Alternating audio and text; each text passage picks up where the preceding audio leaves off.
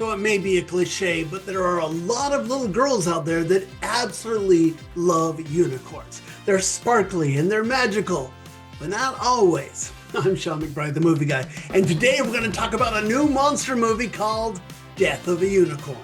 Sorry, we're late. What happened? You walked from the airport or what? It's perfect timing. I need you to act like everything is fine. Is there something in your car? A lot of species in this area are rare.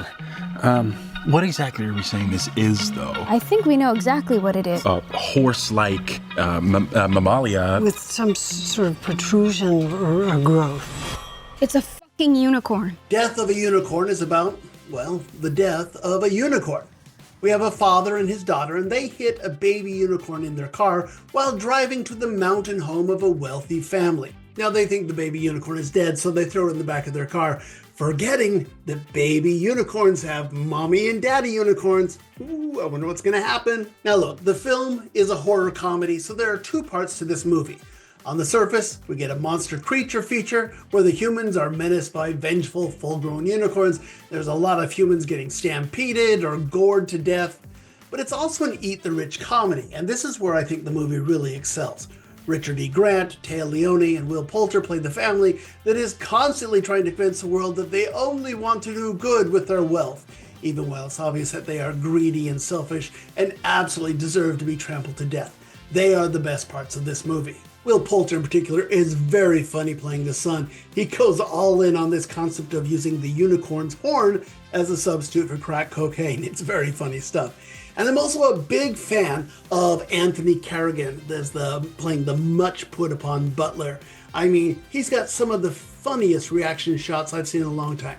I think he's actually the unsung hero of this movie. Now, of course, Paul Rudd and Jenna Ortega are the actual main reasons to see this movie.